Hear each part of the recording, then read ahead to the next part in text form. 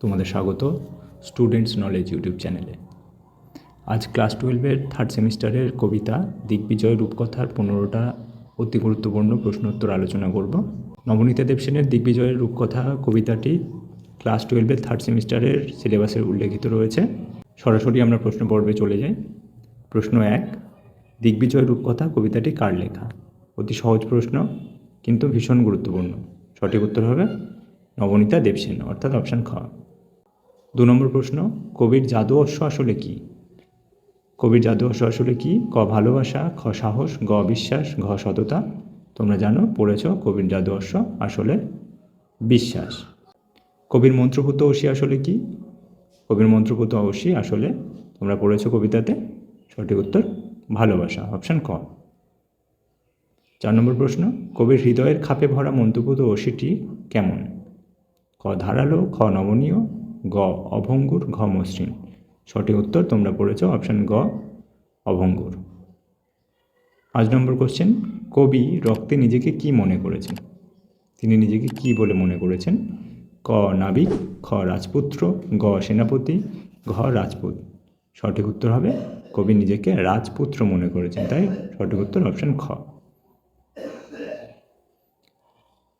প্রশ্ন 6, রাজপুত্রের মূল উদ্দেশ্য কী? ক যুদ্ধজয়, খ শত্রুনাশ, গ দিগ্বিজয়, ঘ শাসনকার্য। রাজপুত্র কী চেয়েছেন? দিগ্বিজয় যেতে, তাই সঠিক উত্তর অপশান গ দিগ্বিজয়। প্রশ্ন 7, জাদু অশ্ব সিন্ধু জলে কোন রূপ নেয়? ক পক্ষীরাজ, খ পুষ্পক, গ উট, ঘ সপ্তডিঙা। তোমরা জানো জল অর্থাৎ সিন্ধু, সমুদ্রের জল দিয়ে পারাপার করতে গেলে ডিঙা বা নৌকোর প্রয়োজন হবে, তাই সঠিক উত্তর অপশান ঘ সপ্তডিঙা। 8 নম্বর প্রশ্ন, তৃষ্ণা হর শব্দের অর্থ? ক যা তৃষ্ণা দূর করে, খ জনমানবহীন, গ মরুদ্যান, ঘ জলমগ্ন। সঠিক উত্তর যা তৃষ্ণা দূর করে। তৃষ্ণা বা পিপাসা মেটানোর জন্য যা প্রয়োজন হয় তাকেই তৃষ্ণাহর বলে, তাই সঠিক উত্তর অপশান ক। 9 নম্বর প্রশ্ন, এই ড্যাশ খাপে ভরা মন্ত্রপুত অসি? ক চামড়ার, খ হৃদয়ের, গ গোপন, ঘ লৌহের। যে মন্ত্রপুত অসি রাজপুত্রের কাছে ছিল সেটি কোথায় রাখা ছিল? সঠিক উত্তর হৃদয়ের খাপে, অর্থাৎ সঠিক উত্তর অপশান খ। 10 নম্বর প্রশ্ন, কবচকুণ্ডল নেই, ধনুক ড্যাশ শিরস্ত্রাণ।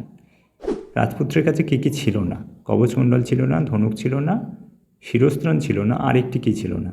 ক অসি, খ তীর, গ তুনীর, ঘ অশ্ব। কবিতাতে উল্লেখ আছে রাজপুত্রের কাছে তুনীর ছিল না। আচ্ছা, এখানে তুনীর কি আমি একটু বলে দিই। তুনীর অর্থাৎ যোদ্ধাদের তীর রাখার যে পাত্র হয়, যে পাত্র যোদ্ধারা পিঠে বেঁধে রাখে, যে পাত্রের মধ্যে তীরগুলোকে রাখা হয়, সেই পাত্রকে বলা হয় তুনীর। এখানে সঠিক উত্তর তুনীর, অপশান গ। 11 নম্বর প্রশ্ন, হলেন ওই বা ড্যাশ জননী। রাজপুত্রের যে জননী ছিল সেই জননী কেমন ছিল? ক দুঃখিনী, খ সুখী, গ ক্রন্দনরতা, ঘ ভাগ্যবতী। সঠিক উত্তর রাজপুত্রের জননী দুঃখিনী ছিলেন। 12 নম্বর প্রশ্ন, স্তম্ভ মেলাও।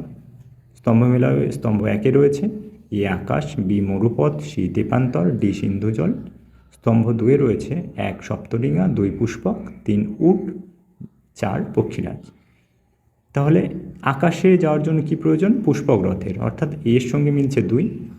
বি মরুপথ, মরুভূমির মধ্যে দিয়ে যাওয়ার জন্য প্রয়োজন উট, অর্থাৎ 3। সি তেপান্তর, তেপান্তরের মাঠ পেরিয়ে যাওয়ার জন্য কি প্রয়োজন? 4 পক্ষীরাজ ঘোড়ার প্রয়োজন। এবং ডি সিন্ধু জল, অর্থাৎ সমুদ্র পেরিয়ে যাওয়ার জন্য প্রয়োজন 1 সপ্তডিঙার। তাই সঠিক উত্তর এখানে এ 2, বি 3, সি 4, ডি 1, অর্থাৎ সঠিক উত্তর অপশান ঘ। আরেকটি স্তম্ভ মেলাও রয়েছে।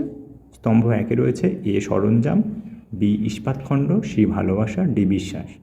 এবং স্তম্ভ 2-এ রয়েছে 1 মন্ত্রপুত অসি, 2 আশীর্বাদী, 3 জাদু অশ্ব, 4 শানিত। সঠিক উত্তর অনুযায়ী সরঞ্জাম ছিল রাজপুত্রের কাছে আশীর্বাদী সরঞ্জাম, অর্থাৎ এর সঙ্গে 2, বি ইস্পাতখণ্ড ছিল শানিত 4, সি ভালোবাসার সঙ্গে 1 মন্ত্রপুত অসি এবং ডি বিশ্বাসের সঙ্গে ছিল 3 জাদু অশ্ব। অর্থাৎ এ 2, বি 4, সি 1, ডি 3। সঠিক উত্তর অপশান গ। 14 নম্বর প্রশ্ন, শুধু ড্যাশ দুটি সরঞ্জাম।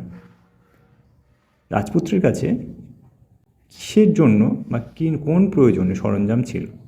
ক যুদ্ধের, খ প্রয়োজনীয়, গ খেলার, ঘ আশীর্বাদী। রাজপুত্রের কাছে যে সরঞ্জাম ছিল সেটি ঘ আশীর্বাদী সরঞ্জাম ছিল। তাই সঠিক উত্তর আশীর্বাদী। 15 নম্বর প্রশ্ন, সত্য মিথ্যা নির্ণয়। 1 ধর্মে আমি রাজপুত্র, 2 তার নাম রেখেছি সাহস, 3 শানিত ইস্পাত খণ্ড অভঙ্গুর, 4 কবচকুণ্ডল নেই। তোমরা কবিতাতে পড়েছ রাজপুত্র ধর্মে ছিলেন না, রাজপুত্র রক্তে ছিলেন। তাই 1 অপশানটি ভুল, মিথ্যা। 2 নম্বরে রয়েছে তার নাম রেখেছি সাহস, এটিও মিথ্যা, কারণ তার নাম রেখেছি বিশ্বাস। 3 নম্বরে সত্য, কারণ রাজপুত্রের কাছে যে মন্ত্রপুত অসি ছিল সেটি শানিত ইস্পাতের তৈরি এবং অভঙ্গুর, তাই এটি সত্য। এবং 4 নম্বর রাজপুত্রের কবচকুণ্ডল ছিল না, তাই 1, 2 মিথ্যা, 3, 4 সত্য। সেই অনুযায়ী সঠিক উত্তরটি হবে অপশান গ। Case based type.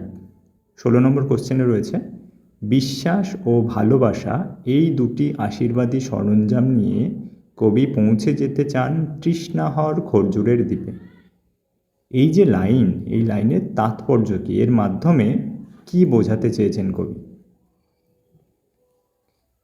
ক কবি ঈশ্বরের প্রতি আস্থাশীল, খ কবি সমাজে উপেক্ষিত, গ কবি অস্ত্রবিদ্যায় পারদর্শী নন, ঘ কবি মানবিকতা ও মূল্যবোধে বিশ্বাসী।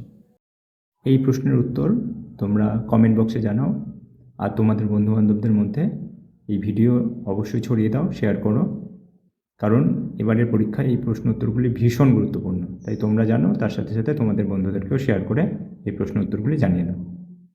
পরবর্তী পর্ব নিয়ে আমরা উপস্থিত হব। আজকের মতো টাটা।